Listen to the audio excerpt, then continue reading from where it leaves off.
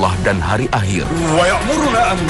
Mana mungkin Allah yang selama ini ia yakini sebagai Tuhan yang maha besar mengutus seorang manusia? Namun ia dikagetkan dengan reaksi berlebihan dari saudaranya itu, yaitu Abu Lahab yang langsung menolak tegas ajakan keponakannya, Muhammad sallallahu alaihi wasallam. Suasana mencekam. Abu Thalib segera bertindak. Keutuhan keluarga jauh lebih penting dari apapun di dunia ini. Ia akan membela dan melindungi Muhammad dari kekhawatiran Abu Lahab. Bahkan bakal terjadi huru-hara di kalangan Quraisy jika berita ini tersebar. والله لندافعن عنه ولنحمينه ولو فنينا عن آخرنا.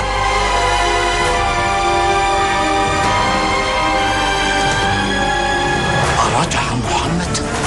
Di tengah kebingungannya, ternyata Muhammad telah meninggalkan tempat menuju Bukit Sofa. يا أبا طالب مرحبا بك يا ابن عبد يغوث. أما سمعت محمدا ينادي؟ أصابه شيء؟ إنه واقف على الصفا مناديا الناس ليكلمهم. ماذا ترى؟ هلم نسمع يقول. ماذا يريد محمد؟ Abu Thalib dan Abu Lahab segera bangkit mendatangi Bukit Sofa di dekat Ka'bah. Kekhawatiran Abu Thalib terjadi. Muhammad mengumumkan kerasulan dirinya dan menyeru kepada seluruh keluarga besarnya agar beriman kepada Allah dan Rasulnya serta hari kebangkitan. Di depan mata Abu Thalib, seluruh keluarga besar Quraisy menolak bahkan mencacinya. Bahkan Abu Lahab, saudaranya sendiri, mencaci maki, menyakiti Rasulullah sallallahu alaihi wasallam. تبا لك خير اليوم يا محمد. تبا لك ولهذا دعوتنا فما نهيتك عن هذا اللفظ. Ia tidak tahu harus berbuat apa, tapi satu hal yang kini harus dilakukan. Ia akan menjaga dan melindungi Muhammad dari ancaman kaumnya. Inilah wasiat dari mendiang ayahnya, Abdul Muthalib, agar ia menjaga keselamatan Muhammad sekalipun harus mempertaruhkan nyawanya. ارجع إلى الدار يا محمد. هيا يا ولدي. Peristiwa yang mengguncang hati ini mengingatkan Abu Thalib pada perjalanan dagangnya ke Syam bersama Muhammad kecil beberapa tahun silam. Saat bertemu dengan Rahib Bahiro yang tengah menantikan kemunculan Nabi akhir zaman, Rahib Bahiro menyuruhnya kembali ke Mekah karena jika bertemu dengan Yahudi, Muhammad kecil akan dibunuh. Seluruh tanda Nabi akhir zaman telah ada pada diri keponakannya, Muhammad sallallahu alaihi wasallam.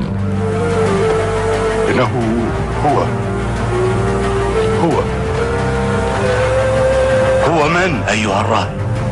خاتم الأنبياء الذي بشر به موسى وعيسى ابن أخيك هذا نبي. Sekalipun Abu Thalib masih meragukan kerasulan Muhammad, namun sebagai pewaris kebesaran keluarga Abdul Muthalib dan Bani Hashim, Abu Thalib akan terus mendukung seruan Muhammad.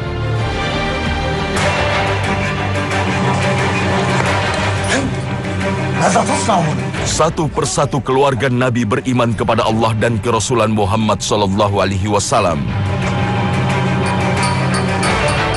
Jitu asyhadu an la ilaha illallah wa asyhadu anna Muhammadan Rasulullah. Berawal dari sang istri Khadijah rahimahallah, sahabatnya Abu Bakar Siddiq, keponakannya Ali bin Abi Thalib, dan sejumlah pemuda dari keluarga besar Quraisy serta para penduduk Mekah dari golongan lemah.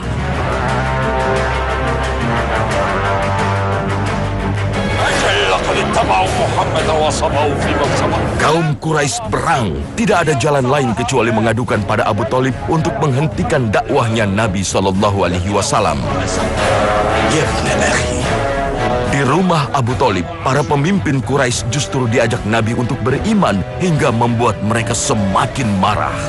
ماذا؟ تريدنا أن نشهد أن لا إله إلا الله؟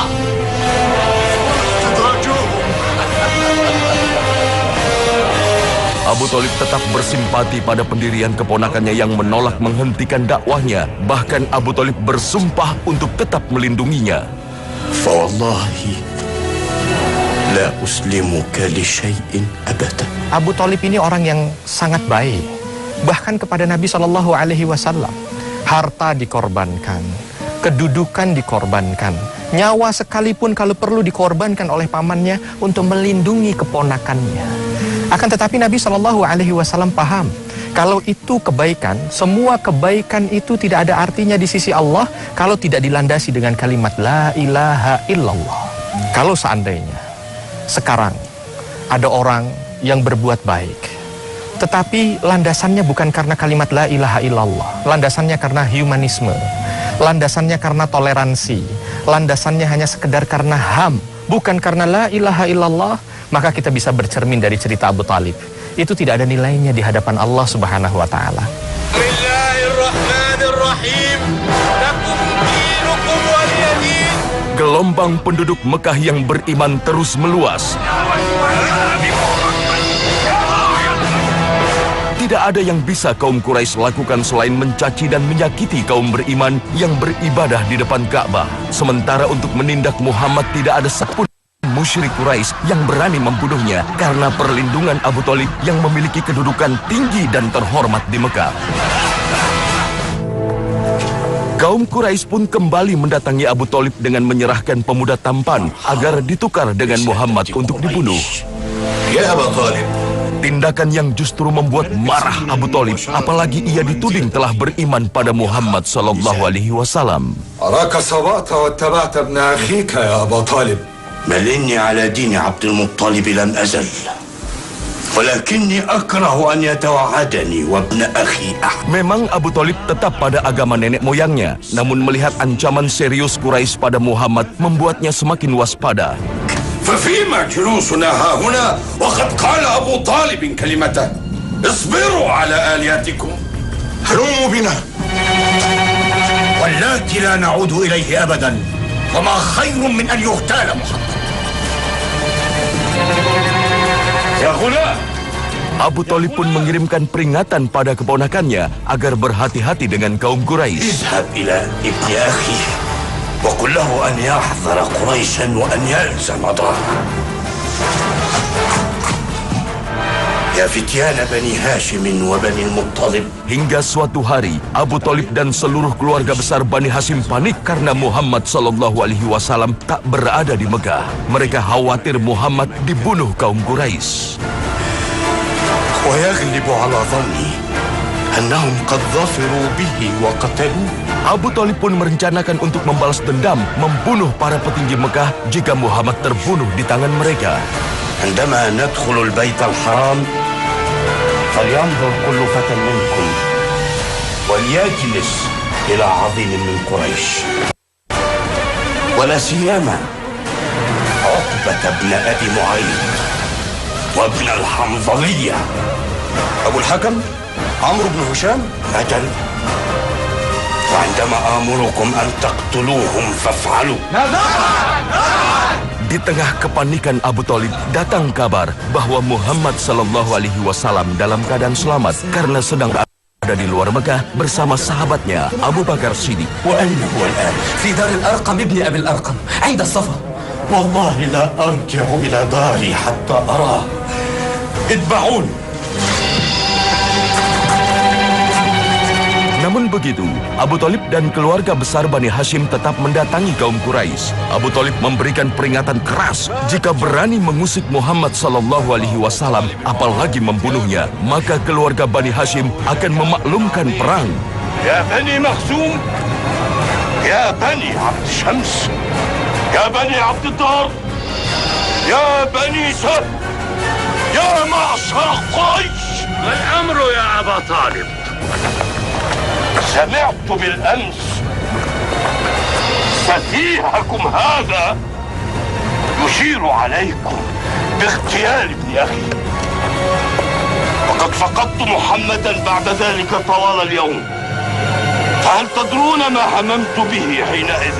لا والله. بما هممت يا أبا طالب؟ اظهروا ما بأيديكم. والله لئن قتلت محمدا لا أبقي على أحد منكم حتى نتفانى نحن وأنتم. اتبعون. Tidak ada jalan lain untuk menghentikan Muhammad karena perlindungan Abu Thalib.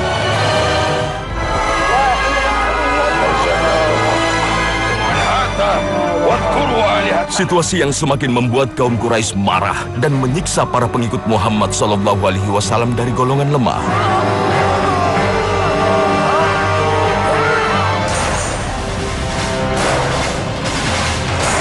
Sementara kaum beriman dari keluarga terhormat dihukum secara tertutup di keluarga masing-masing. Tidak satu pun petinggi Quraisy yang diam, semuanya bertindak menghentikan gelombang Islam. Bahkan dari pihak keluarga Bani Hashim sendiri, seperti Abu Lahab dan istrinya Ummu Jamil, tidak henti-hentinya menghasut penduduk Mekah untuk menjauhi Muhammad SAW. Bahkan selalu menyakiti keponakannya sendiri.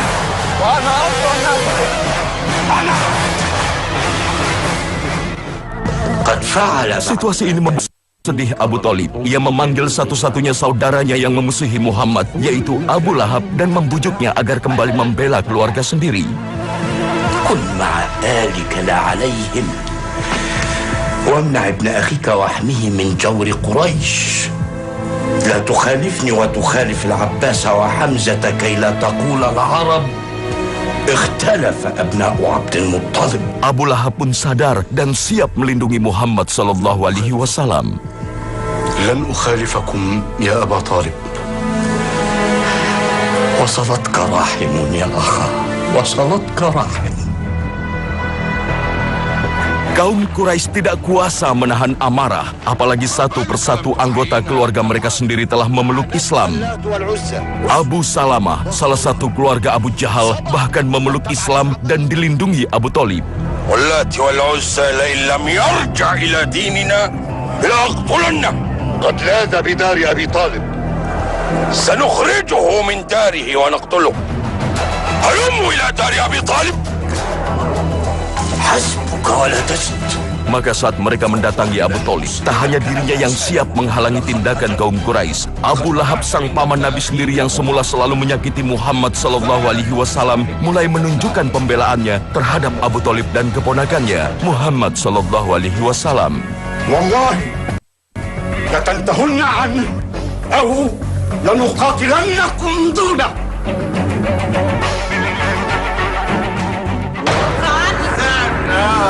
Namun karena hasutan istrinya Ummu Jamil, Abu Lahab kembali memusuhi Muhammad dan bergabung dengan kaum Quraisy untuk membunuh keponakannya sendiri.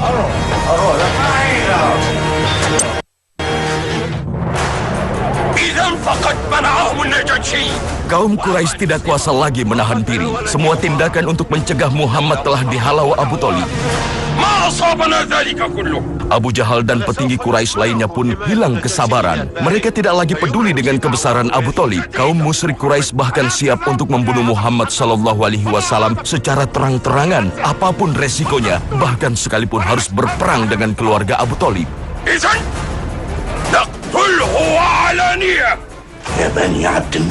Abu Thalib segera mengumpulkan kembali keluarga besarnya dan memerintahkan untuk bersiaga penuh dari ancaman serius Quraisy Mekah.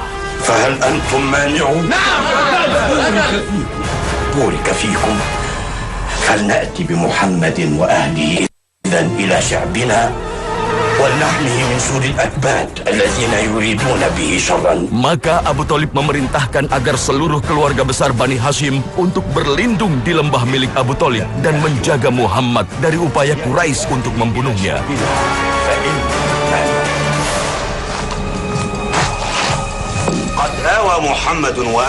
Kaum Quraisy justru memanfaatkan kesempatan ini untuk memboikot keluarga besar Bani Hashim, pimpinan Abu Thalib di lembah milik Abu Thalib.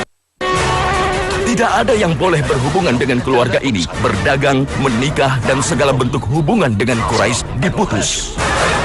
Kesepakatan boikot ini ditulis di secari kertas dan disimpan di Ka'bah.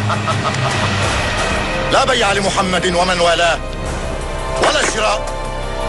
لا بيت يؤويهم لا طعام يباع لهم أو يهدى إليهم وليطردوا إلى شعاب الجبال أو يبرأوا من دين محمد.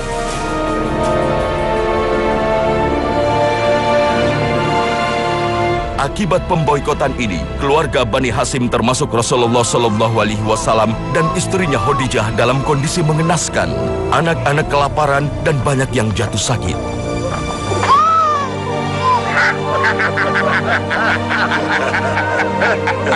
أتسمعون؟ الأطفال يصرخون من الجوع فما بالكم بالكبار؟ لن يلبثوا أن يدفعوا إلينا بمحمد لنقتله.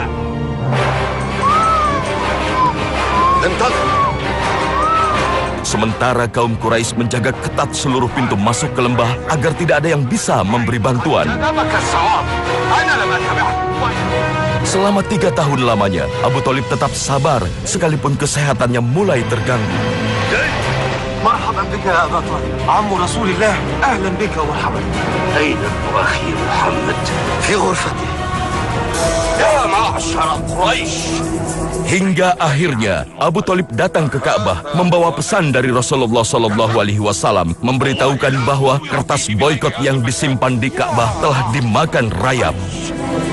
أخبرني ابن أخي وهو لم يكذبني قط أن الله قد سلط على صحيفتكم الأرض. سلط ماذا؟ الأرض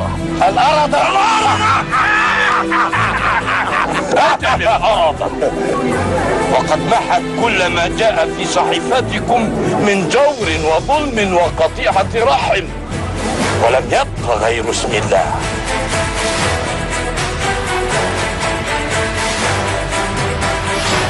Benar saja, atas kehendak Allah Subhanahu wa Ta'ala, kertas itu benar-benar termakan rayap. Yang tersisa hanyalah kalimat Allah Subhanahu wa Ta'ala. صدق ابن أخي. ما هذا؟ الكتابة محيا. حقا أكلتها الأرض. صدق ابن أخي. صدق الأمين. صدق محمد. هذا من سحر محمد. Namun begitu, kaum Quraisy khususnya Abu Jahal tak juga mengimani kerasulan Muhammad SAW, bahkan tetap mengancam untuk membunuh Muhammad SAW. والتي لن ينجو محمد والذين معه من عذابي. Abu Thalib kecewa, sekalipun tidak beriman pada kerasulan Muhammad SAW. Abu Thalib berdoa kepada Allah untuk melindungi keluarganya dari kezaliman Quraisy. اللهم انصرنا على ما ظلمنا.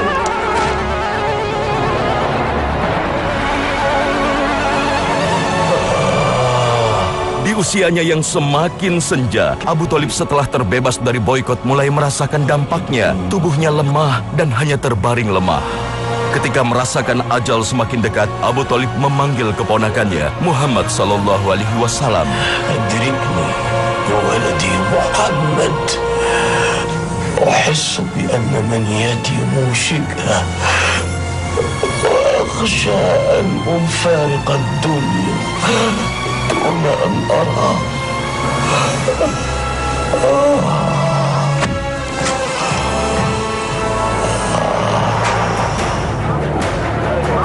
Sementara kaum Quraisy yang mendengar kondisi Abu Thalib bergegas mendatangi Abu Thalib.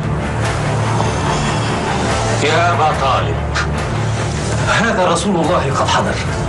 Rasulullah SAW yang juga segera mendatangi pamannya, sekalipun merasa terganggu dengan keberadaan mereka, tak ingin melewatkan kesempatan untuk membukakan jalan hidayah Islam pada sang paman. Sebab pamannya lah yang selama ini selalu berada di garis terdepan membela dakwah Islam.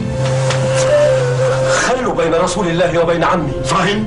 إن كان لك به قرابة فإن لنا قرابة مثل قرابتك. Namun Abu Thalib yang tak juga mengucapkan kalimat syahadat benar-benar membuat sedih yang mendalam di hati Rasulullah SAW. سمعت ما قال رسول الله يا شيخ بني هاشم. اشهد بأنه لا إله إلا الله لتستحل بها شفاعته يوم القيامة. Apalagi Abu Jahal dan petinggi Quraisy lainnya juga terus mempengaruhi Abu Thalib agar tetap pada agama nenek moyangnya. لا تطع ابن أخيك يا أبا طالب. احذر أن تصبر وتتبعه. Rasulullah SAW tidak bisa menahan kesedihannya hingga mengucapkan, sungguh aku akan memohonkan ampun bagimu wahai pamanku selama aku tidak dilarang oleh Allah. Tapi sikap Rasulullah ini mendapat teguran dari Allah dalam surat At-Taubah ayat 113. Tidak pantas bagi seorang nabi dan bagi orang-orang yang beriman mereka memintakan ampun bagi orang-orang yang musyrik meskipun mereka memiliki hubungan kekerabatan, setelah jelas bagi mereka bahwa orang-orang musyrik itu adalah penghuni neraka jahanam. أطع رسول الله واشهد بأن لا إله إلا الله. بل على ملة الأشياخ عبد المطلب وهاشم وعبد مناف. Abu Thalib pun menghembuskan nafas terakhirnya tanpa membawa iman. ketika Rasul Shallallahu Alaihi Wasallam meminta agar pamannya mengucapkan kalimat La ilaha illallah. Ini menegaskan tentang satu sabda Rasul Shallallahu Alaihi Wasallam bahwa al-umur bi khawatimi. Segala perkara itu tergantung akhirnya. Kalau akhirnya baik, maka semua baik. Saat ini kita jangan pernah merasa bahwa kita akan senantiasa aman dengan hidayah Allah. Karena kita hidup di akhir zaman. Bagaimana manusia hidup di akhir zaman itu? Seperti yang disabdakan oleh Rasul. Yusbih mu'minan yumsi kafiran. Di antara mereka ada yang di pagi hari beriman tapi sore harinya kafir. Nauzubillah min dzalik. Atau kebalikannya. Artinya, kita punya tugas untuk menjaga hidayah kita sampai titik darah terakhir kita. Sampai sakratul maut kita. Jaga hidayah kita, jaga keimanan kita sehingga kita mampu untuk mengucapkan kalimat La ilaha illallah. Karena man akhiru kalamihi La ilaha illallah dakhalal jannah.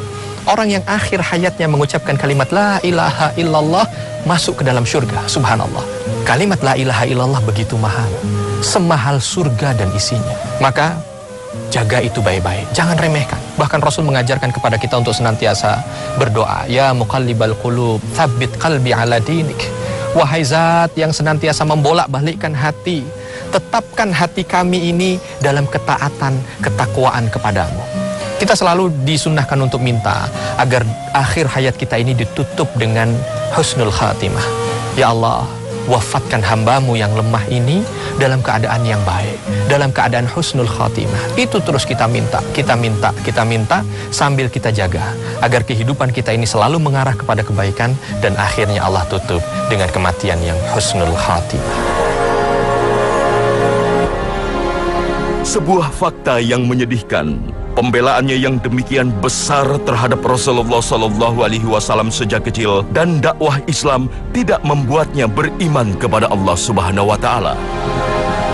Hal ini sempat membuat kaum muslimin bertanya-tanya, bagaimanakah nasib Abu Thalib kelak di akhirat? Sebuah hadis riwayat Ibnu Abbas menyebutkan bahwa ia pernah bertanya kepada Rasulullah Sallallahu Alaihi Wasallam, Wahai Rasulullah, apakah engkau bisa memberi manfaat kepada Abu Thalib sebab dia dulu memeliharamu dan membelamu? Rasul menjawab, benar, dia berada di neraka yang paling dangkal. Kalau bukan karenaku, niscaya dia berada di neraka yang paling bawah. Wallahu alam.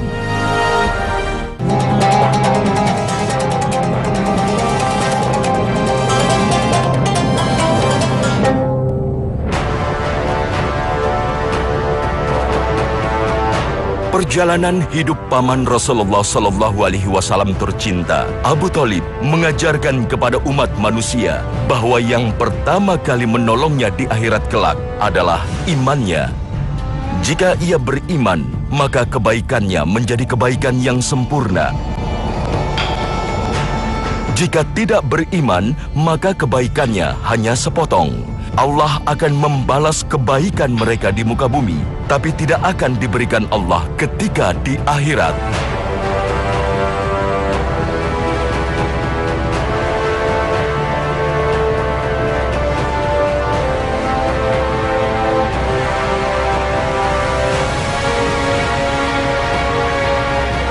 Itu tak peduli, maka Sultan pun bertanya kepada para mereka, ada apa dengan mayat pria ini? Mengapa tidak seorang pun yang mengurus jenazahnya? Para penduduk itu pun berkata, orang ini suka bermaksiat. Ia adalah peminum khamar. Ia pun sering mengunjungi wanita pezina.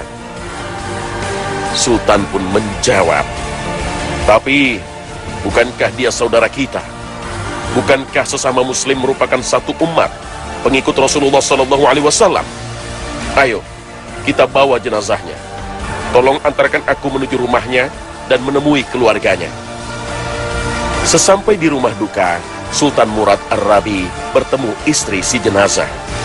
Melihat jenazah suaminya, sang istri pun menangis.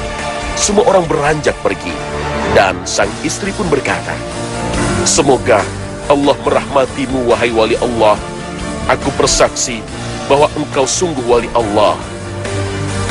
Mendengar perkataan istri almarhum, Sultan menjadi heran dan ia berkata, bagaimana mungkin aku ini termasuk wali Allah? Sementara banyak orang berkata buruk terhadap mayat ini dan banyak orang enggan menyelenggarakan jenazahnya.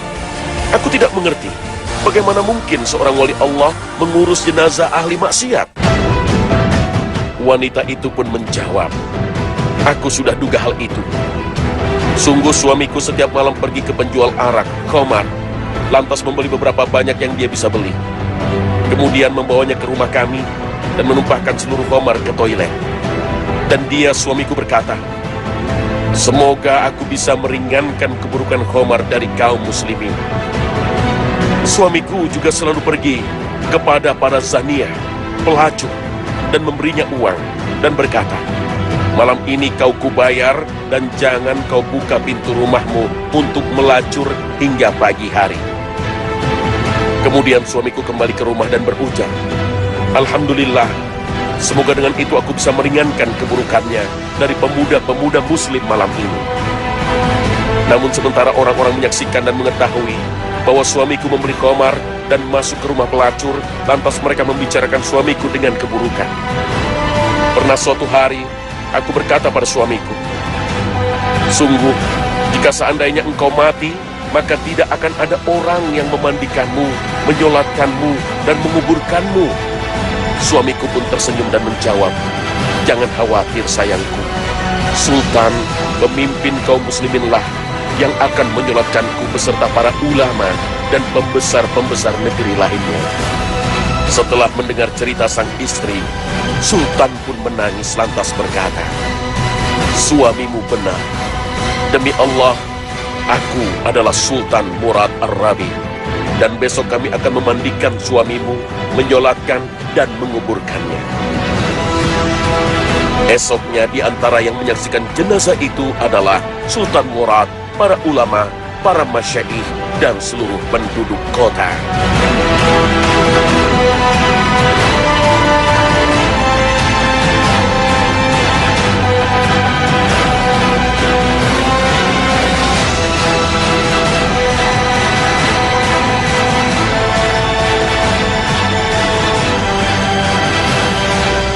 Assalamualaikum warahmatullahi wabarakatuh. Selamat pagi pemirsa. Khazanah, ensiklopedia Islam dunia, kembali hadir untuk saling berwasiat dalam kebajikan. Semoga Allah Subhanahu wa Ta'ala senantiasa menjaga kita dalam amal baik dan kita dijauhkan dari amal yang sia-sia. Pemirsa, khamar adalah sebuah cairan memabukkan, dan Allah Ta'ala, Rabb yang maha pengatur lagi maha kuasa, telah melarang hambanya yang beriman untuk meminumnya. Hai orang-orang yang beriman, sesungguhnya meminum khamar, berjudi, berkorban untuk berhala, mengundi nasib dengan anak panah adalah termasuk perbuatan syaitan. Maka jauhilah perbuatan-perbuatan itu agar kamu mendapat keberuntungan. Al-Quran Surah Al-Ma'idah ayat 90.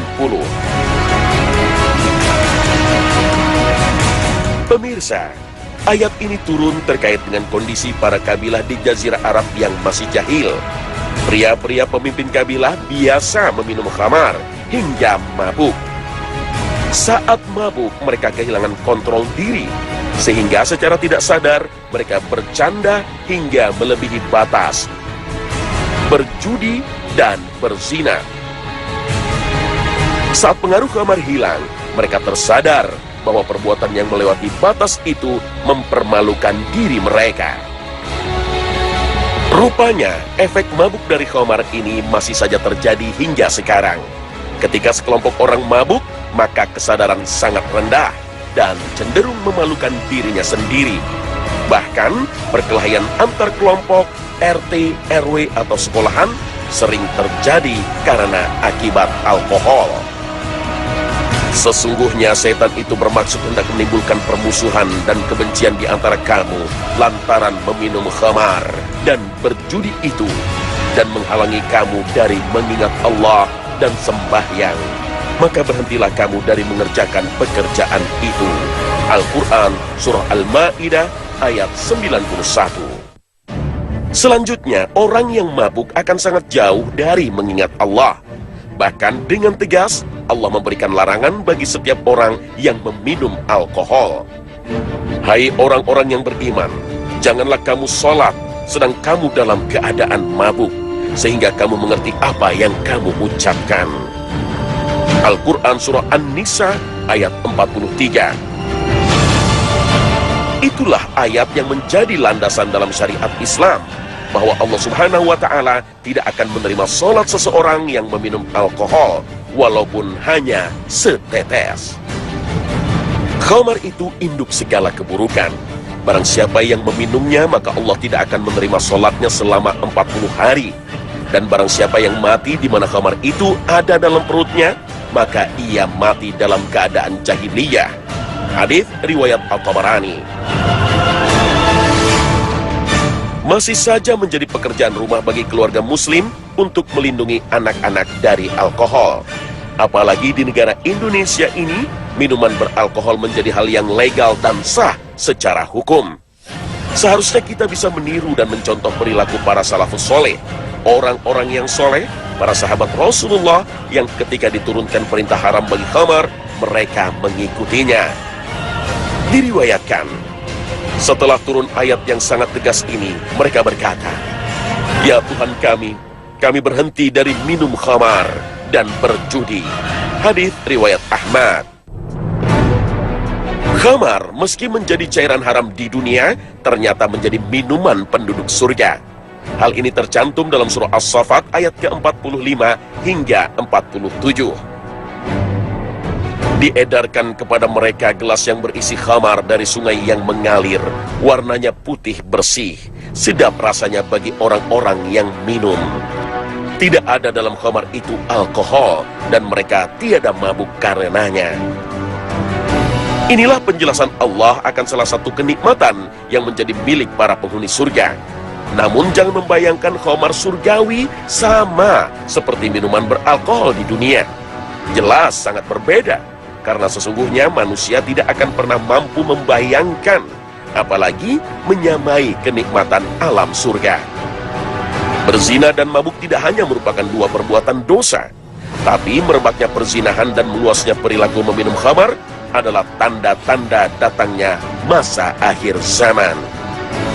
Di antara tanda-tanda hari kiamat adalah sedikitnya ilmu dan tersebarnya kebodohan, diminumnya khamar, merebaknya perzinahan. Hadits riwayat Bukhari dan Muslim.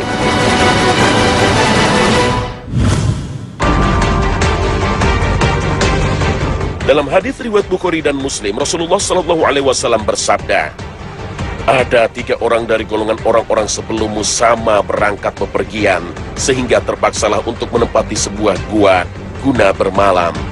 Kemudian mereka pun memasukinya. Tiba-tiba jatuhlah sebuah batu besar dari gunung, lalu menutup gua itu atas mereka. Mereka berkata, bahwasanya tidak ada yang dapat menyelamatkan engkau semua dari batu besar ini, melainkan jikalau engkau semua berdoa kepada Allah Ta'ala dengan menyebutkan perbuatanmu yang baik-baik." Seorang dari mereka itu berkata, "Ya Allah, saya mempunyai 2 orang tua yang sudah tua renta serta lanjut usianya, dan saya tidak pernah memberi minum kepada siapapun sebelum keduanya minum, baik kepada keluarga ataupun hamba sahaya. Kemudian pada suatu hari, amat jauhlah saya mencari daun-daunan untuk makanan ternak. Saya belum lagi pulang pada kedua orang tua itu sampai mereka tertidur. Selanjutnya saya pun terus memerah minuman untuk keduanya, dan keduanya saya temui telah tidur. Saya enggan untuk membangunkan mereka atau memberikan minuman kepada seseorang sebelum keduanya, baik pada keluarga atau hamba sahaya. Seterusnya saya tetap dalam keadaan menantikan mereka bangun, terus-menerus, dan gelas itu tetap pula di tangan saya, sehingga fajar pun menyingsinglah. Anak-anak kecil sama menangis karena kelaparan, dan mereka ini ada di dekat kedua kaki saya. Selanjutnya setelah keduanya bangun, lalu mereka minum minumannya. Ya Allah, jikalau saya mengerjakan yang sedemikian itu dengan niat benar-benar mengharapkan keridhaan-Mu, maka lapangkanlah kesukaran yang sedang kita hadapi dari batu besar yang menutup ini." Batu besar itu tiba-tiba membuka sedikit, tetapi mereka belum lagi dapat keluar dari gua. Orang yang lain berkata, "Ya Allah, sesungguhnya saya mempunyai seorang sepupu wanita yang merupakan orang yang tercinta bagiku dari sekalian manusia. Saya mencintainya sebagai kecintaan orang-orang lelaki yang amat sangat kepada wanita. Kemudian saya menginginkan dirinya, tetapi ia menolak kehendakku itu.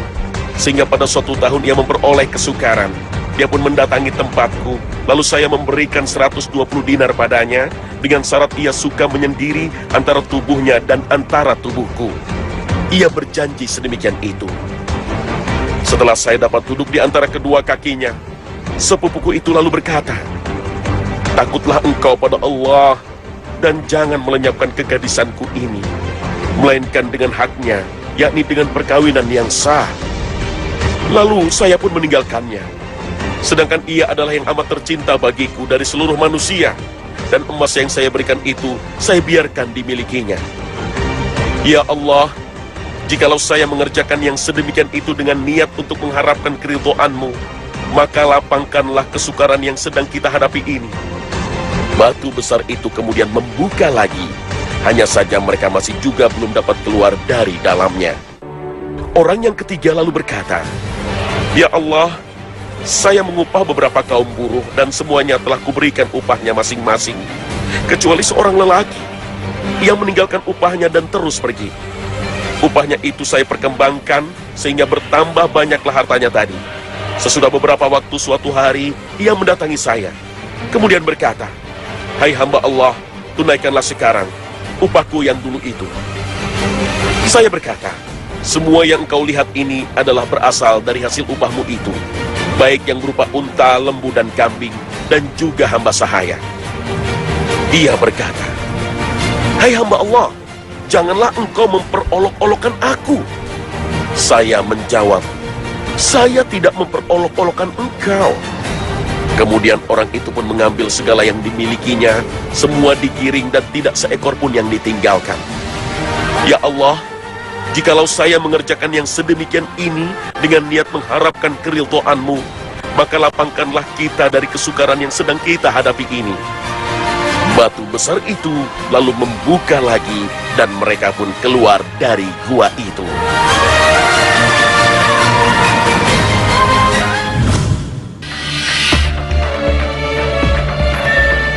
Pemirsa, kisah 3 pemuda yang terjebak di dalam gua adalah teladan dari Rasulullah SAW ketika bertawassul. Tawassul artinya mencari jalan menuju ridho Allah Subhanahu wa Ta'ala. Tawassul merupakan jalan dari seorang hamba untuk meminta petunjuk kepada Rabb yang Maha Mengetahui lagi Maha Bijaksana. Tawassul memiliki landasan syariat dalam surah Al-Maidah ayat ke-35. Ya ayyuhalladzina amanu ittaqullaha wabtaghu ilaihil wasilata wajahidu fi sabilihi la'allakum tuflihun. Pemirsa, bertawasul atau mencari wasilah ada 3 hal sesuai dengan tuntunan dari para ulama. Perkara pertama untuk mencari wasilah adalah mengedepankan tauhid, bahwa tidak ada ilah yang berhak disembah selain Allah, dan hanya Allah yang memiliki kuasa untuk menimpakan kebaikan kepada siapapun hamba yang dikehendakinya. Maka mohonlah wasilah kepada Allah, bukan kepada hal-hal yang menjurus pada syirik.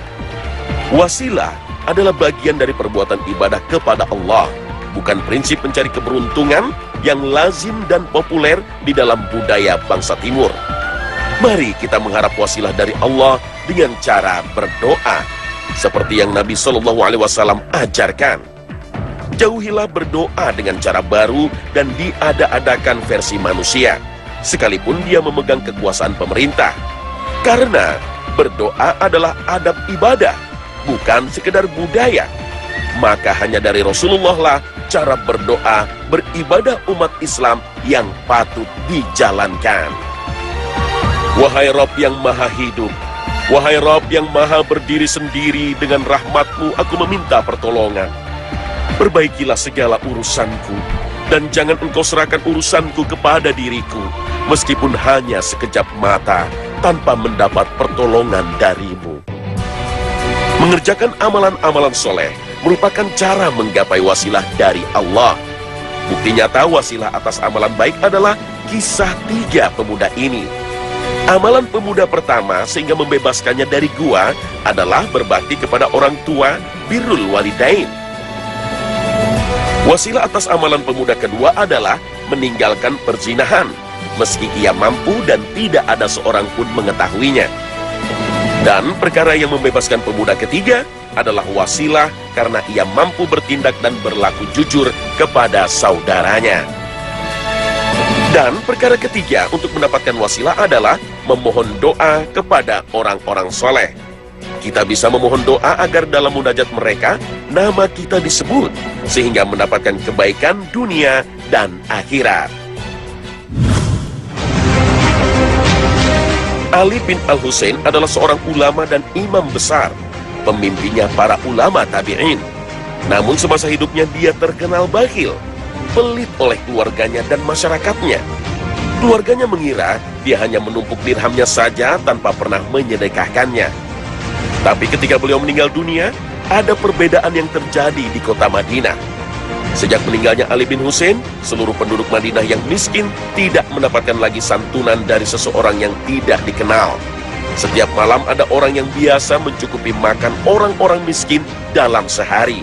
Mereka berkata, "Kami tidak pernah kehilangan sodakoh yang diberikan secara sembunyi-sembunyi hingga Ali meninggal dunia." Lalu ketika menyelenggarakan jenazah, mereka melihat bekas hitam pada pundaknya. Amr bin Sabit berkata, tatkala Ali bin Husain meninggal, mereka memandikan mayatnya, lalu mereka melihat bekas hitam pada pundaknya. Lalu mereka bertanya, "Apa ini?" Lalu ada yang menjawab, "Beliau selalu memikul berkarung-karung tepung pada malam hari untuk diberikan kepada fakir miskin yang ada di Madinah." Rasulullah SAW bersabda bahwa salah satu golongan yang akan mendapatkan naungan ketika hari kiamat tiba adalah orang yang bersedekah, kemudian ia menyembunyikannya, sehingga tangan kirinya tidak mengetahui apa yang disedekahkan oleh tangan kanannya. Hadis riwayat Bukhari dan Muslim. Inilah salah satu keutamaan menyembunyikan sedekah dan amalan baik, dan hal ini menjadi salah satu teladan dari ulama tabi'in Ali bin Al-Husain. Beliau merupakan salah satu golongan Ahlul Bait, keturunan dan keluarga Rasulullah SAW. Amalan-amalan baik yang harus kita sembunyikan tidak hanya sedekah. Puasa sunnah bisa jadi kita laksanakan dengan niat hanya untuk Allah, dan sebisa mungkin hanya Allah dan diri kita saja yang mengetahui perbuatan ini, sehingga kita menemukan makna sejati dari ibadah, yaitu mengharapkan dan mencari ridho Allah, bukan sanjungan atau sematan status alim dari sesama manusia. Pemirsa, contoh dalam kisah Ali bin Husain adalah contoh ekstrim orang yang mampu menyembunyikan kebaikan dan sedekahnya. Beliau mampu bersedekah secara rahasia, sehingga penduduk Madinah di masa itu merasakan betapa murahnya hati seorang yang mampu membagikan makanan ke penduduk-penduduk miskin. Namun, mereka tidak tahu siapakah orang yang murah hati itu. Mungkin kesempurnaan amalan kita belum menyamai beliau, namun semangat dalam kisah ini semoga bisa menjadi inspirasi untuk mencari naungan ketika hari kiamat tiba. Insya Allah.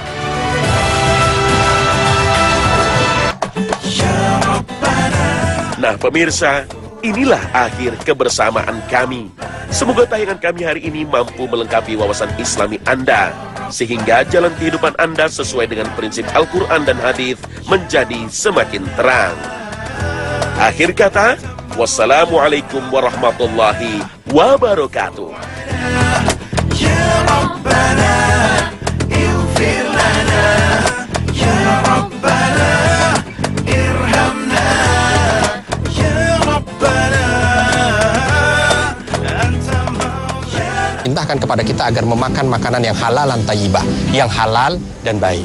Bagaimana makanan yang berbahan dasar daging itu menjadi halal? Ketika kita menyembelihnya dengan menyebut nama Allah, Bismillah. Karena Allah Subhanahu wa taala menegaskan wala ta'kulu mimma lam yudhkarismullahi alaih. Enggak boleh kita makan hewan yang disembelih tidak menyebut nama Allah. Yang kedua yang tidak diperbolehkan, innama harrama alaikumum al-maitah, bahwa kita termasuk diharamkan untuk menyantap sesuatu yang sudah menjadi bangkai. Mungkin ada hewan tertabrak mobil, mati, nah itu bangkai, tidak boleh digunakan untuk bahan dasar makanan atau kita santap, tidak boleh. Yang ketiga, wama uhilla bihi li ghairillah, kalau seandainya hewan tersebut disembelih, disembahkan kepada selain Allah untuk gunung, pohon dan lain sebagainya, itu tidak diperkenankan untuk disantap. Kang? Ini disembelih.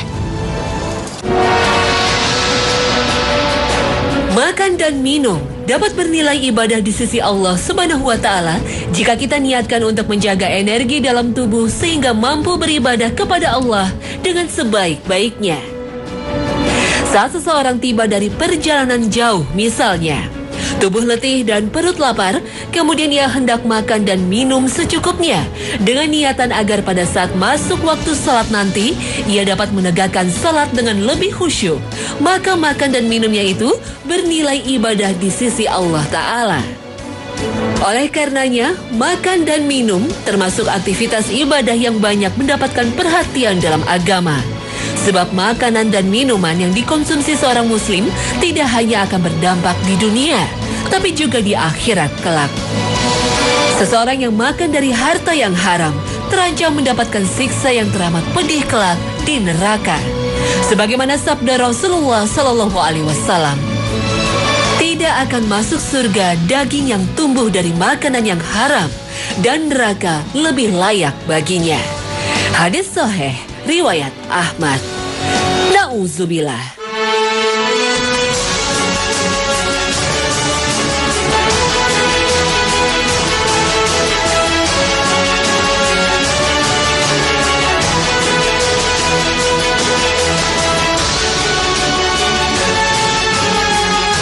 Bukan tanpa alasan, Allah dan Rasul-Nya menetapkan aturan dalam masalah makanan ini.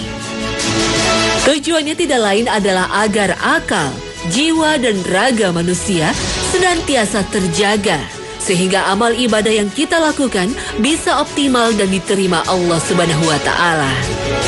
Allah Subhanahu wa Ta'ala telah berfirman, "Wahai para rasul, makanlah dari makanan yang baik-baik dan kerjakanlah amal soleh. Sesungguhnya aku maha mengetahui apa yang kamu kerjakan." Al-Quran Surah Al-Mu'minun ayat 51. Maksud makanan yang baik-baik dalam ayat ini adalah makanan yang halal lagi baik. Mengkonsumsi makanan yang halal lagi baik diperintahkan terlebih dahulu sebelum mengerjakan amal soleh. Mengapa? Karena mengkonsumsi makanan yang halal akan membantu kita untuk melaksanakan amal soleh. Demikian pula Allah Subhanahu wa Ta'ala melarang kita mengkonsumsi makanan yang kotor dan haram, karena akan berpengaruh negatif terhadap tubuh, hati, akhlak, serta terhalangnya hubungan kita dengan Allah Ta'ala. Tubuh yang sering diasupi sesuatu yang haram, jiwanya akan kegelisahan, tidak terkabulnya doa-doa, dan tertolak amal ibadahnya. Rasulullah Sallallahu Alaihi Wasallam bersabda, "Barang siapa memperoleh harta dengan cara yang haram, kemudian ia mensedekahkannya, maka hal itu tidak akan mendatangkan pahala dan dosa yang ditimpakan kepadanya." Hadis riwayat Ibnu Hibban. Itulah sebabnya para sahabat Rasulullah sangat berhati-hati dan selektif terhadap makanan. Mereka lebih suka kelaparan daripada sengaja memakan makanan yang haram atau meragukan. Ibunda Aisyah radhiyallahu anha pernah menceritakan bahwa dahulu ayah beliau, Abu Bakar As-Siddiq radhiyallahu anhu, mempunyai pembantu yang selalu menyediakan makanan untuknya.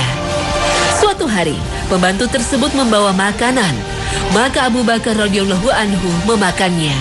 Lalu pembantu itu berkata kepada beliau, "Apakah Anda mengetahui apa yang Anda makan ini?" Abu Bakar radhiyallahu anhu balik bertanya, "Makanan ini dari mana?" Pembantu itu menjawab, "Dulu di zaman jahiliyah, aku pernah melakukan praktek perdukunan untuk seseorang yang datang kepadaku. padahal aku tidak bisa melakukannya, dan sungguh aku hanya menipu orang tersebut. Kemudian aku bertemu orang tersebut, lalu dia memberikan hadiah kepadaku, makanan yang Anda makan ini. Setelah mendengar pengakuan pembantunya itu, Abu Bakar segera memasukkan jari tangan beliau ke dalam mulut. Lalu beliau memuntahkan semua makanan dalam perutnya. Dalam Al-Quran, perintah makan terulang sebanyak 27 kali dalam berbagai konteks dan arti. Uniknya, ketika berbicara tentang jenis makanan yang harus dikonsumsi, Al-Quran selalu menekankan salah satu dari dua sifat, yaitu halal dan thayyib. Salah satunya adalah firman Allah dalam surah Al-Baqarah ayat 168 ini. Hai orang-orang yang beriman, makanlah di antara rezeki yang baik-baik yang kami berikan kepadamu dan bersyukurlah kepada Allah jika benar-benar hanya kepadanya kamu menyembah. Selain halal, Allah Subhanahu wa Ta'ala mensyaratkan agar makanan yang kita konsumsi bernilai thayyib. Kata thayyib berarti makanan yang tidak kotor dari segi zatnya atau rusak seperti makanan yang asalnya halal dan higienis, namun telah kadaluarsa atau bercampur benda-benda najis dan diharamkan. Selain itu, makanan yang thayyib harusnya tidak membahayakan fisik serta akal manusia. Rangkaian kedua sifat ini menunjukkan bahwa makanan yang kita konsumsi harus memenuhi syarat halal dan thayyib. Oleh karena itu, ada makanan yang statusnya halal tetapi tidak thayyib. Begitu juga sebaliknya, zatnya thayyib tetapi tidak halal. Terpenuhinya syarat halal dan thayyib ini akan mendatangkan keberkahan pada makanan yang kita konsumsi, insya Allah. Pemirsa hasanah yang dirahmati oleh Allah, Allah Subhanahu wa Ta'ala berfirman dalam surah Al-Mu'minun, A'udzubillahi minasyaitonirrajim, Ya ayyuhar rusul kulu minat tayyibat wa'malu salihah. Wahai sekalian rasul, makanlah dari sesuatu yang baik-baik dan berbuat baiklah. Subhanallah ini ya. Allah Subhanahu wa Ta'ala memerintahkan kita untuk makan dari makanan yang baik-baik dan berbuat baik. Artinya, ketika kita makan, kita pun diperintahkan untuk berbuat baik. Oleh karena itu, kalau kita lihat dari apa yang disampaikan oleh Rasul, subhanallah, begitu indahnya Rasul mengajarkan kepada kita sebagai umatnya adab atau cara makan, ya. Sehingga makan itu bukan hanya sekedar membuat kita kenyang, tidak, bernilai ibadah dan mengundang berkah, ya. Lalu bagaimana supaya makanan kita ini menjadi berkah? Yang pertama, ketika kita makan, pastikan makanan kita ini makanan yang betul-betul halal. Bahannya halal, memasaknya halal, cara mendapatkannya halal.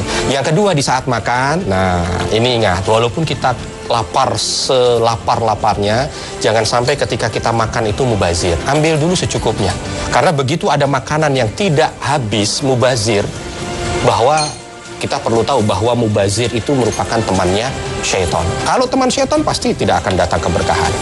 Selanjutnya juga Rasulullah SAW mengajarkan kepada kita melalui hadis yang diriwayatkan dari Umar ibn Abi Salamah, ya, ketika beliau masih kecil gitu, beliau makan bersama Nabi. Lalu Nabi SAW melihat cara makan anak kecil ini. Nabi tegur, ya gulam, samillah.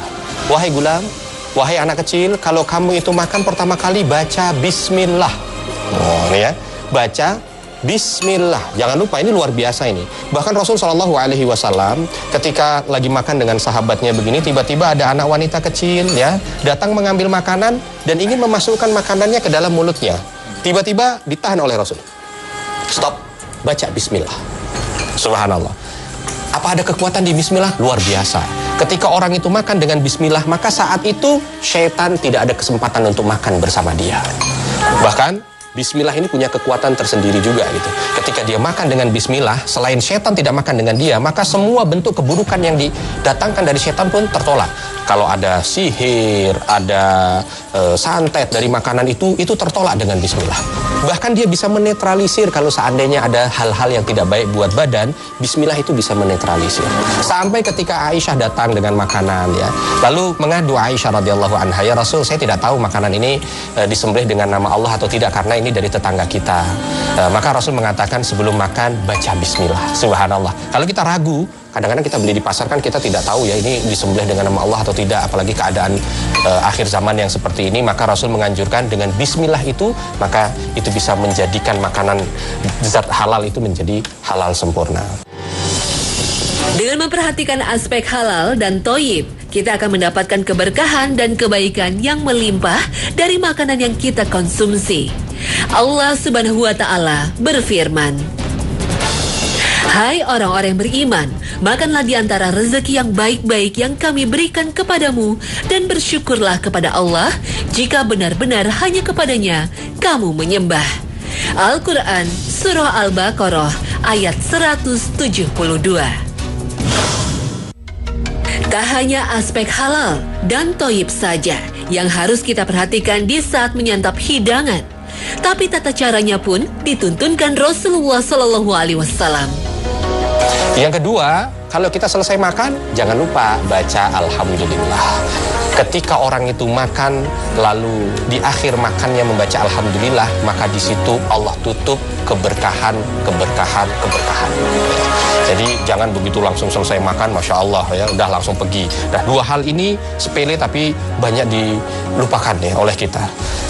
Yang ketiga, Rasul menganjurkan juga kepada sahabat yang kecil tadi, ketika makan tolong ambil yang terdekat. Artinya ini bukan berarti kalau ada lauk yang kita suka itu jauh kita nggak boleh ngambil, nggak. Silahkan ambil, nggak apa-apa kalau memang lauk itu berbeda-beda. Ada yang jauh ambil, tetapi tolong jaga adabnya. Di saat makan itu jaga adabnya, sehingga apa? Makan itu nampak tetap indah dipandang ya, dan makan itu tidak mengganggu orang-orang yang ada di sekitarnya. Juga perlu diperhatikan, Rasulullah SAW itu ketika makan ya, dengan tangan kanan ya. Ini hati-hati kalau ada yang makan dengan tangan kiri. Masya Allah, ada salah seorang yang ketika ditegur oleh Rasul, dia makan dengan tangan kiri. Rasul tahu, ditegur, jangan makan dengan tangan kiri. Dia lawan, saya nggak bisa kecuali dengan tangan ini. Bukan karena sakit atau karena kelainan, tidak, tapi karena dia ngelawan ya. Maka keesokan harinya dia tidak bisa menggunakan tangan kanannya untuk makan ya. Dan kalau kita lihat beberapa hadis, kenapa kita diminta untuk makan dengan tangan kanan? Karena syaitan itu makan dengan tangan kirinya, maka kita tidak diperbolehkan makan dengan tangan kiri kita untuk tidak menyamai syaitan, tidak menyamai syaitan. Selanjutnya juga yang perlu diperhatikan, ketika kita makan, maka hendaknya jangan diem begini nih. Nah, justru kan kebanyakan kita kalau lagi makan kan rata-rata diem.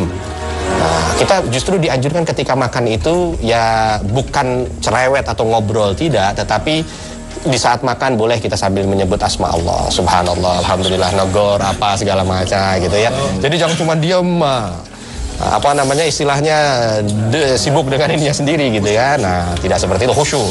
Dan hati-hati juga nih, kebanyakan dari kita ketika kita makan kan rata-rata sendiri-sendiri. Padahal Rasul menganjurkan kita makan seperti ini, kumpul bareng-bareng ya. Jangan bapaknya di depan TV, lalu anaknya di dapur, ibunya di kamar, enggak seperti ini. Kenapa? Karena pernah sahabat datang kepada Rasul, "Rasul, saya makan kok enggak kenyang-kenyang ya." Lalu ditanya oleh Rasul, "Kamu mungkin makan sendiri-sendiri ya?" "Ah iya betul Rasul." Itu dia sebabnya. Jadi kalau kamu mau makan itu mengenyangkan dan berkah, makan berkumpul bersama-sama seperti ini. Ini Rasul selalu bersama-sama, tidak pernah ada Rasul makan kok sendiri, sahabatnya sendiri di sana, tidak, kumpul bersama ya, diusahakan seperti itu. Selanjutnya juga nih perlu diperhatikan, kalau kita makan lalu ada yang jatuh dari makanan kita nih, biasanya nih kalau ada yang jatuh begitu itu kita kadang-kadang sudah langsung dibuang saja. Jangan. Rasul menganjurkan kepada kita ketika ada yang jatuh, ambil, kalau memang mungkin dibersihkan. Kalau memang sudah bersih tidak kotor, yang langsung masukkan lagi aja dimakan. Wah kotor dong Ustaz. Kalau kotor dibersihkan. Artinya Rasul sampai memperhatikan adab makan seperti itu ya, jangan sampai ada mubazir walaupun satu butir nasi. Lalu di saat minum, ketika di saat minum ya, sebelum minum kita mungkin cara mengunyah makan. Rasulullah SAW itu tidak pernah makan terburu-buru. Jadi sampaikan saja, walaupun lapar seperti apa, jangan terburu-buru. Makan kunyah dulu ya secukupnya, sehingga nanti begitu masuk lambung siap untuk menerima. Begitu juga dengan minum. Minum itu Rasul, gelasnya besarnya sebagaimanapun gitu ya, mau segini yang besarnya atau segini, Rasul selalu minum 3 kali tegukan. Tidak langsung sekali. 3 kali tegukan. 1, 2, 3. Baru selesai.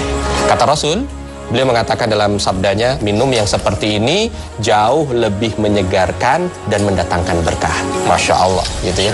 Itu beda. Orang yang minum langsung dengan tidak itu beda, karena Rasul mengatakan itu beda. Kalau makanan panas, minuman panas, jangan ditiup. Dilarang kita meniup. Tanafus, meniup di makanan itu sesuatu yang dilarang. Ya. Mudah-mudahan ketika Allah memerintahkan kepada para nabinya, berarti memerintahkan kita kepada hambanya untuk makan dari makanan yang baik, dan kita makan dengan cara yang baik, itu bisa mendatangkan kebaikan dunia dan akhirat. Imam Ahmad rahimahullah pernah menulis ya dalam satu makalahnya, beliau mengatakan makanan itu menjadi sempurna ketika terdiri dari 4 hal. 1, ketika dia makan, baca bismillah. Diakhiri dengan alhamdulillah. Lalu makan berjamaah seperti ini, dan makanannya adalah makanan yang halal. Makan sambil berjalan, makan dengan tangan kiri, tanpa berdoa, bahkan menyisakan makanan, hal ini seakan sudah menjadi pemandangan umum di masyarakat. Ini cukup memprihatinkan, karena bila amal ibadah yang ringan saja sudah ditinggalkan dan disepelekan, bagaimana dengan amalan yang besar pahalanya? Termasuk di antara sunnah Rasulullah SAW ialah mendahulukan makan daripada sholat jika makanan telah dihidangkan. Yang dimaksud dengan telah dihidangkan yaitu sudah siap disantap. Rasulullah SAW bersabda, apabila makan malam telah dihidangkan dan sholat telah ditegakkan, maka mulailah dengan makan malam dan janganlah tergesa-gesa pergi sholat sampai makanmu selesai. Hadis muttafaqun alaih. Faidahnya tentu supaya hati kita tenang dan tidak memikirkan makanan ketika sholat. Oleh karena itu yang menjadi titik ukur adalah tingkat lapar seseorang. Apabila seseorang sangat lapar dan makanan telah dihidangkan, hendaknya dia makan terlebih dahulu. Rasulullah sebagai figur yang amat santun mencontohkan pada kita sebuah akhlak yang terpuji saat makan dan minum. Beliau SAW tidak pernah mencela makanan sama sekali. Apabila beliau menyukainya, maka beliau memakannya. Dan apabila beliau tidak suka terhadapnya, maka beliau meninggalkannya. Hadis riwayat Muslim.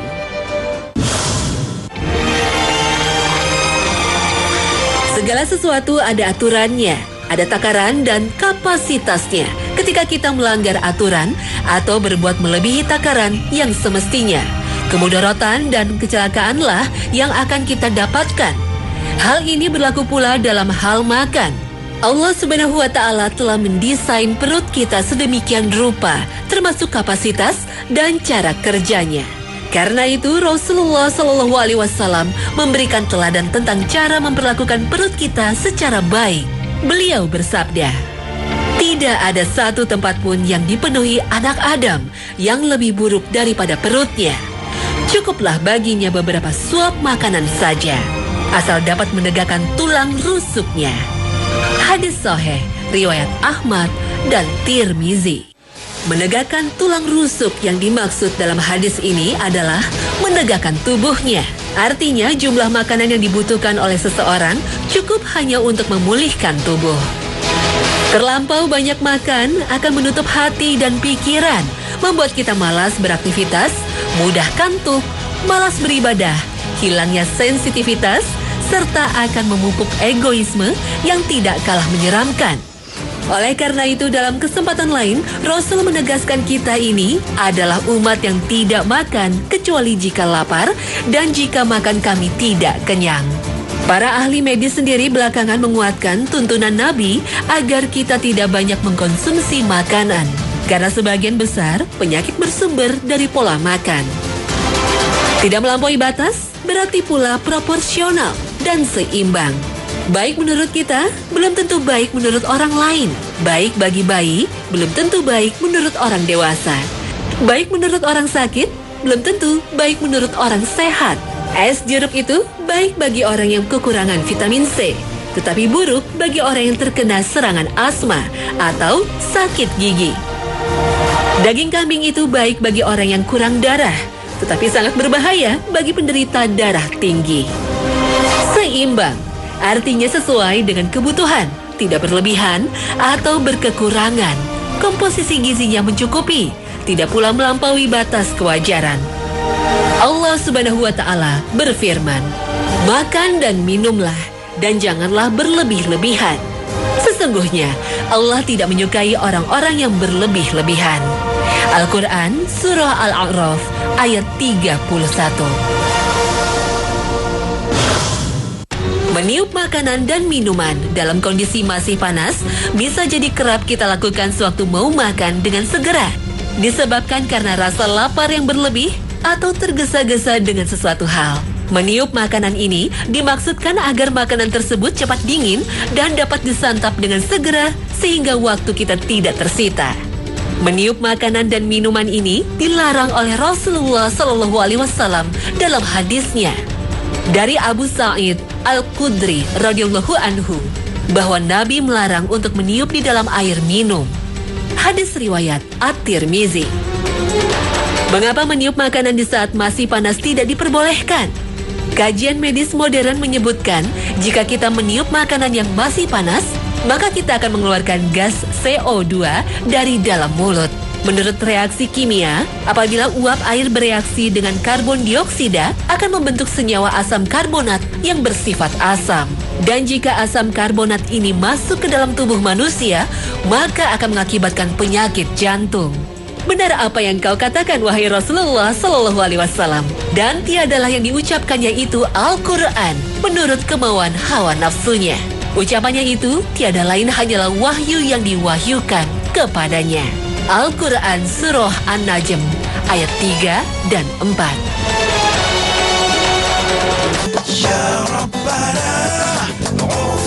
Nah pemirsa, demikianlah Hasanah hari ini, menyajikan informasi dan tuntunan beraktivitas sesuai sunnah. Semoga tayangan Hasanah hari ini mampu diambil hikmah dan panduannya. Maafkan jika dalam tayangan ini ada penggambaran atau penyampaian kata yang menyinggung.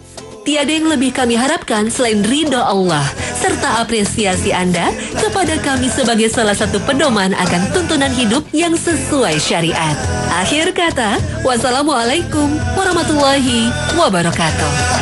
Ya Rabbana, ighfir lana, ya Rabbana, irhamna. Allah, aku berlindung dari kekafiran dan kefakiran, dan aku berlindung kepadamu dari azab kubur, dan tiada Tuhan kecuali Engkau. Lihatlah, masih banyak orang yang tinggal berderet di bantaran kali perkotaan. Dan lihatlah, masih banyak anak-anak kecil menjadi pengemis dan pelantun jalanan. Maka masihkah kita berkata bahwa kita bangsa yang kaya? Sekarang lihatlah deretan klub mobil mewah konvoi membelah kemacetan Jakarta. Lihat juga mal-mal di Jakarta yang tak pernah sepi pengunjung. Maka masihkah kita berkata bahwa bangsa ini bangsa yang miskin? Suatu hari, lewat seorang lelaki di hadapan Rasulullah SAW dan para sahabatnya. Rasulullah bertanya kepada salah seorang sahabat, "Menurutmu bagaimana orang yang tadi lewat?" "Ia tampak seperti orang yang mulia. Jika ia melamar sangat layak diterima. Jika minta tolong pasti ditolong." Rasulullah hanya diam saja. Kemudian lewat seorang lagi. Rasulullah kembali bertanya, "Kalau orang ini bagaimana pendapatmu?" Sahabat menjawab, "Orang yang fakir jika melamar pasti ditolak. Jika minta tolong tidak akan ditolong. Jika bicara tidak didengar." Rasulullah menjawab, "Orang yang baru saja lewat lebih baik dari seisi bumi orang yang tadi lewat." Hadis riwayat Bukhari. Hadis Rasulullah SAW tadi memaparkan realitas yang banyak kita lihat di masyarakat. Orang seringkali dinilai dari penampilan yang dilihat sesaat. Jika bertemu dengan orang dengan setelan rapi, penampilan yang necis, maka itu pasti orang terdidik. Perangainya bagus, dapat diandalkan. Jika ia bicara, maka orang langsung terhipnotis. Tapi, jika melihat orang berpenampilan kumuh, pakaian compang-camping, pasti banyak yang langsung menilai kalau ini orang rendahan, tidak terdidik, tidak bisa diandalkan. Jika bicara tidak didengarkan, dan seringkali dicurigai sebagai orang jahat. Tapi bisa jadi orang seperti ini lebih baik dari seisi bumi yang dipenuhi orang berpenampilan necis tadi. Disadari atau tidak, harta menjadi faktor penting dalam menilai seseorang. Rumah mewah dan kendaraan mahal menjadi simbol kesuksesan. Merek pakaian dan merek tas dan jam tangan menjadi simbol prestis dan kehormatan. Padahal penampilan bukanlah segalanya. Dalam Islam, mulia atau tidaknya seseorang bukan dari pakaian yang dimiliki atau kendaraan yang ditunggangi. Mulia ada pada takwa, dan takwa bisa diraih siapa saja tanpa melihat pekerjaan dan status sosial. Pedagang sayur yang bertakwa lebih bernilai dibanding 1000 direktur utama yang tidak bertakwa. Hartalah yang menjadi pangkal dari semua. Harta menjadi salah satu cara Allah menguji manusia. Kelebihan harta merupakan ujian, sama halnya dengan kekurangan harta juga merupakan ujian. Allah Ta'ala berfirman, "Dan sungguh akan kami berikan cobaan kepadamu dengan sedikit ketakutan, kelaparan, kekurangan harta, jiwa, dan buah-buahan. Dan berikanlah berita gembira kepada orang-orang yang sabar." Al-Quran Surah Al-Baqarah ayat 155. Mungkin ada banyak faktor penyebab kemiskinan, tapi yang pasti kemiskinan adalah sebuah ujian. Jika disikapi dengan benar, maka akan melahirkan pahala dan pujian. Sebaliknya, neraka jahanam menanti bagi yang gagal mensikapi kemiskinan.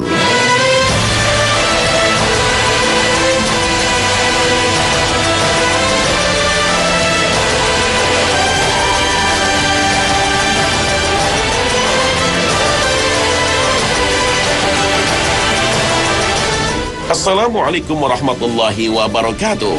Selamat pagi pemirsa Trans 7. Khazanah, Ensiklopedia Islam Dunia, pagi ini kembali hadir ke hadapan Anda untuk memberi sajian informasi yang bermanfaat, yang semoga saja menginspirasi aktivitas Anda. Dijadikan indah pada pandangan manusia kecintaan kepada apa-apa yang diingini, yaitu wanita-wanita, anak-anak, harta yang banyak dari jenis emas, perak, kuda pilihan, binatang-binatang ternak, dan sawah ladang. Itulah kesenangan hidup di dunia, dan di sisi Allah lah tempat kembali yang baik, surga. Al-Quran Surah Ali Imran ayat 14. Kalau kita kebetulan mengenal atau mengetahui seseorang yang kaya raya, namun perilaku hidupnya berlebihan terhadap harta, cenderung bakhil, sedikit tamak dan rakus, maka ingatkan dia akan hadits ini. Kalaulah manusia telah memiliki 2 lembah dari harta, niscaya masih berambisi untuk mendapatkan yang ketiga, dan tidak ada yang bisa memenuhi perutnya kecuali tanah. Dan Allah Maha mengampuni orang-orang yang bertaubat. Hadits riwayat Bukhari.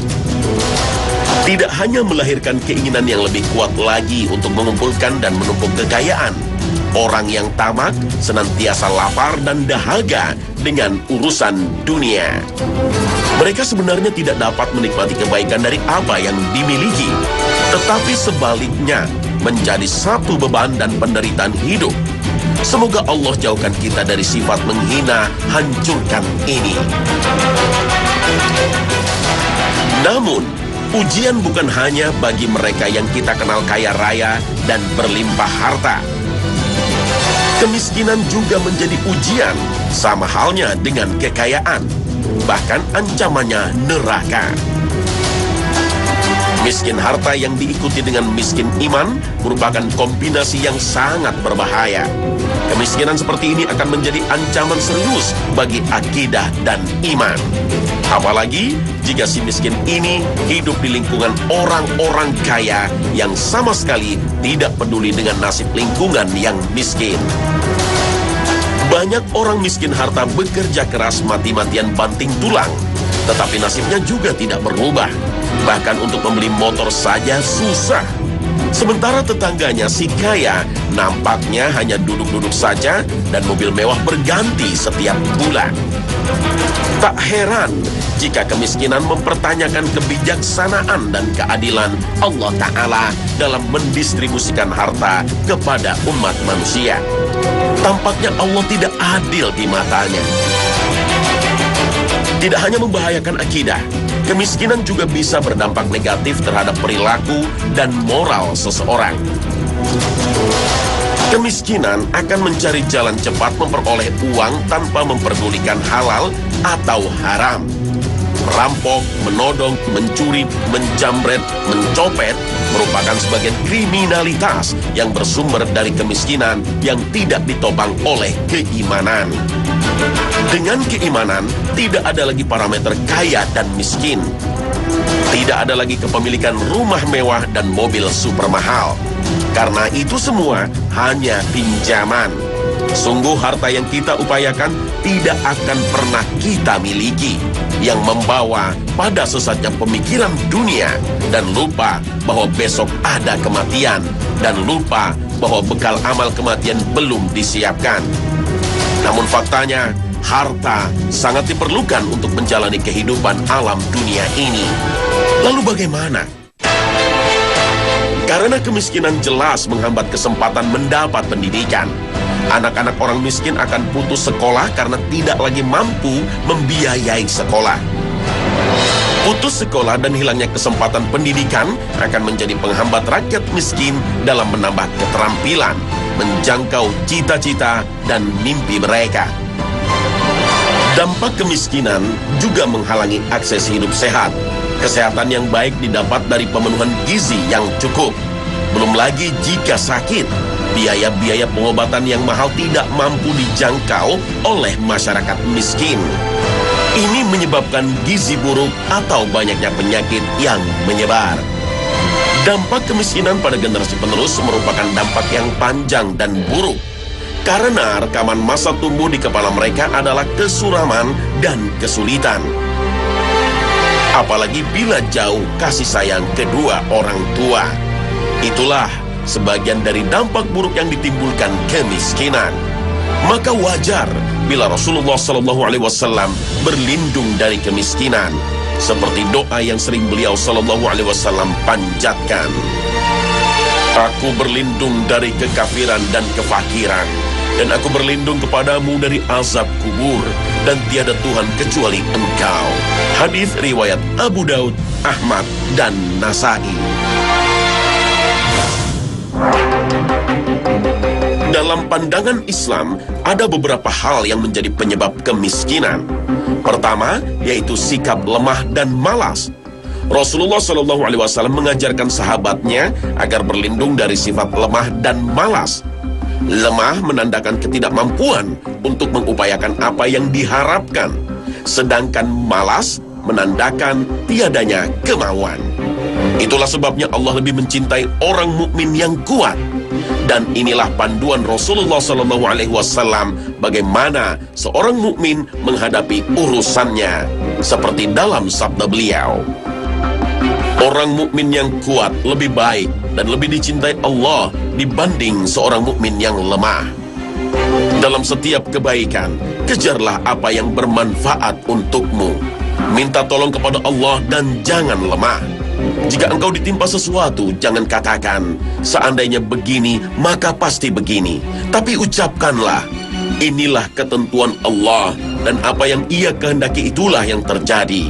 Karena sesungguhnya, ucapan seandainya akan membuka perbuatan setan.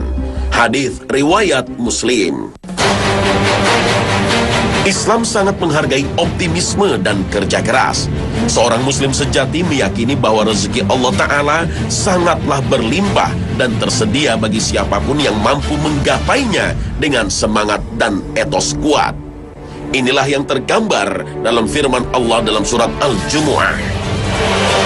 فَإِذَا قُضِيَتِ الصَّلَاةُ فَانتَشِرُوا فِي الْأَرْضِ وَابْتَغُوا مِنْ فَضْلِ اللَّهِ وَاذْكُرُوا اللَّهَ. Islam merupakan agama yang mendorong umatnya untuk bekerja dan beramal soleh dengan penuh keikhlasan dan kesungguhan, mempersembahkan kerja dan amal yang terbaik, baik dalam hubungan dengan Allah maupun dengan sesama manusia. Dan katakanlah, bekerjalah kamu, maka Allah dan Rasul-Nya serta orang-orang mukmin akan melihat pekerjaanmu itu. Dan kamu akan dikembalikan kepada Allah yang mengetahui akan yang gaib dan yang nyata. Lalu diberitakannya kepada kamu apa yang telah kamu kerjakan. Al-Quran, Surah At-Taubah, ayat 105. Rasulullah SAW sangat memuji orang yang berusaha dan bekerja mencari nafkah untuk memenuhi kebutuhan diri dan keluarganya. Seperti digambarkan dalam hadis di atas dan hadis riwayat Imam Bukhari, Rasulullah SAW bersabda, "Sesungguhnya seseorang dari kalian pergi mencari kayu bakar yang dipikul di atas pundaknya itu lebih baik daripada meminta-minta kepada orang lain, baik diberi atau tidak." Hadis riwayat Bukhari. Mencukupi nafkah keluarga dengan bekerja membutuhkan kekuatan tekad dan ketekunan. Sedangkan mengemis, meminta-minta adalah bentuk kemalasan dan lemahnya kemauan. Maksiat dan dosa juga bisa menjadi penyebab kemiskinan. Kefakiran dan kemelaratan merupakan bagian dari musibah yang terkadang disebabkan karena kemaksiatan, sebagaimana musibah yang lain pada umumnya. Allah Ta'ala berfirman, "Dan apa saja musibah yang menimpa kamu, maka adalah disebabkan oleh perbuatan tanganmu sendiri. Dan Allah memaafkan sebagian besar dari kesalahan-kesalahanmu." Al-Quran, Surah Asy-Syura, ayat 30. Ibnu Abbas, salah seorang yang merupakan keponakan sekaligus sahabat Rasulullah SAW, pernah mengatakan, "Sesungguhnya kebaikan itu sinar di wajah, cahaya di dalam hati, kekuatan di badan, keluasan dalam rezeki, kecintaan di dalam hati setiap orang. Sedangkan keburukan adalah kemuraman di wajah, kegelapan di hati, kelemahan di badan, mengurangi rezeki, dan penyebab kebencian di hati orang." Maka waspadalah kita terhadap perbuatan dosa dan maksiat, karena ia akan menghilangkan keberkahan. Sebagaimana dalam sabda Nabi SAW, "Sesungguhnya seorang hamba terhalang dari rezeki dengan sebab dosa yang dia kerjakan." Hadis riwayat Ahmad dan Ibnu Majah. Terhalangnya seseorang dari rezeki bisa jadi dengan lenyapnya rezeki tersebut atau jumlahnya yang berkurang, atau harta tersebut tidak memberi ketenangan dan manfaat yang baik untuknya.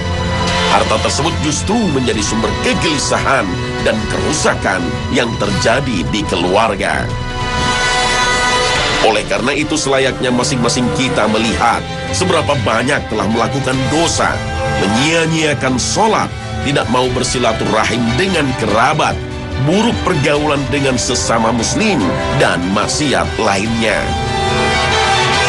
Seluruh Bani Adam banyak berbuat salah, dan sebaik-baik orang yang bersalah adalah yang bertaubat. Hadis riwayat Tirmizi. Mudah-mudahan dengan taubat yang kita lakukan, Allah berikan keberkahan dalam harta kita. Amin ya Rabbal Alamin. Ada kalanya kefakiran dan kemiskinan merupakan cara Allah untuk menjaga seseorang dari dosa. Allah Subhanahu wa Ta'ala itu Maha Tahu. Boleh jadi jika seorang hamba diberi kekayaan, justru akan menjadikannya sombong dan melupakan Allah Ta'ala. Rasulullah SAW bersabda, "Sesungguhnya Allah Ta'ala menjaga hambanya yang beriman dari dunia ini, padahal dia mencintainya. Sebagaimana kalian semua berhati-hati menjaga orang sakit dalam memberi makan dan minum, karena khawatir terhadapnya." Hadis riwayat Ahmad. Ada kalanya kefakiran dan kemiskinan merupakan bentuk kemuliaan dan kemurahan Allah Ta'ala.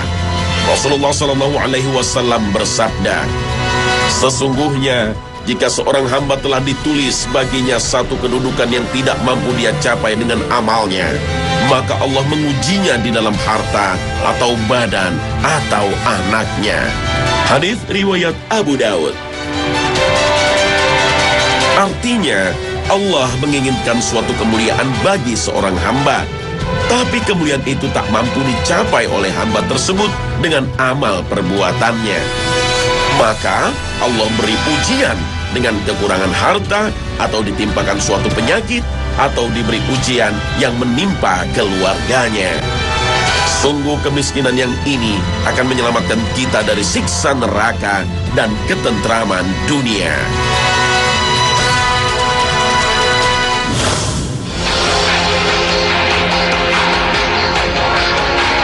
Kita tahu bahwa Rasulullah mengajarkan doa agar berlindung dari kemiskinan. Tapi di sisi lain, beliau memilih untuk menjalani hidup serba kekurangan. Bahkan dalam banyak hadis, beliau juga memuji orang-orang yang bersabar dalam kemiskinan. Namun jika Allah memutuskan kita diuji dengan kemiskinan, maka inilah yang perlu dilakukan.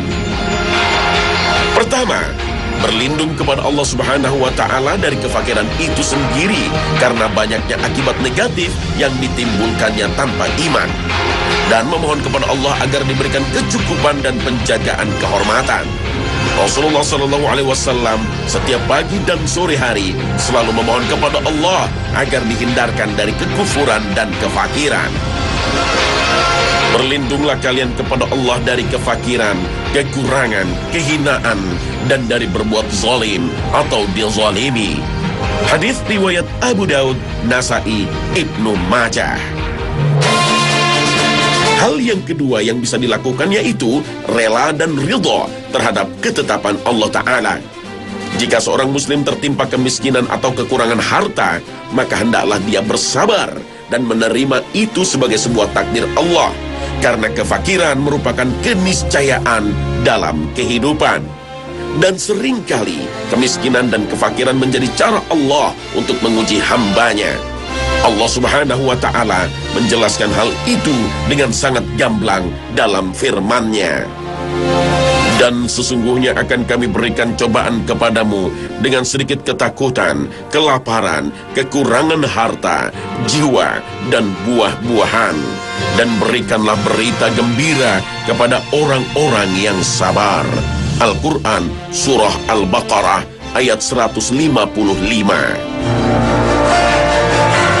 Perhatikan bagaimana Allah Ta'ala menjadikan kekurangan harta sebagai bagian dari ujian terhadap manusia. Dan Allah juga memerintahkan agar memberi kabar gembira bagi orang-orang yang sabar. Karena bagi mereka yang mampu bersabar dan mengembalikan semuanya kepada Allah, maka Allah janjikan mereka rahmat dan kesejahteraan. Ini adalah keutamaan dari Rabbku untuk mengujiku apakah aku bersyukur ataukah justru kafir. Al-Quran Surah An-Naml ayat 40. Maka hal yang sama dapat dikatakan oleh orang yang diuji Allah dengan kefakiran. Ini adalah ketetapan Rabbku untuk mengujiku apakah aku bersabar ataukah ingkar. Bahkan Rasulullah SAW menjelaskan bahwa ujian kefakiran itu lebih ringan dibandingkan ujian kekayaan. Oleh sebab itu kefakiran, kesusahan, kekurangan harta tak perlu dihadapi dengan bersedih hati. Karena sesungguhnya, kata Rasulullah, ujian kefakiran itu lebih ringan dibanding ujian kekayaan. Buat apa kaya harta jika anaknya narkoba, sakit, dan tidak membuat bangga, sementara istrinya selingkuh? Dan si kaya tidak bisa menikmati kekayaannya karena selalu pulang larut dan tidak bisa memeluk anaknya. Buat apa kaya harta jika tidak bisa berumroh dan berhaji? Bahkan si fulan yang miskin diberi Allah jalan untuk ke tanah suci berkali-kali. Buat apa kaya harta jika akhirnya merasa kesepian tanpa teman sejati yang selalu dikelilingi oleh orang-orang berpamrih dan tidak tulus? Maka sungguh benar sabda Rasulullah SAW, ujian kemiskinan jauh lebih ringan daripada ujian kekayaan harta. Ya Rabbana Pemirsa Khazanah, sesungguhnya kaya dan miskin merupakan ujian. Siapa saja yang mampu melewatinya dengan bersyukur dan bersabar, maka akan mendapat kemuliaan di sisi Tuhan. Siapa saja yang diuji Allah dengan kemiskinan, kemudian ia sabar, berbaik sangka, dan terus berikhtiar yang halal, maka niscaya akan Allah muliakan dia. Semoga kita selalu dilindungi Allah dari dampak buruk yang ditimbulkan oleh kemiskinan. Amin ya Rabbal Alamin. Terima kasih atas perhatian Anda, dan wassalamualaikum warahmatullahi wabarakatuh.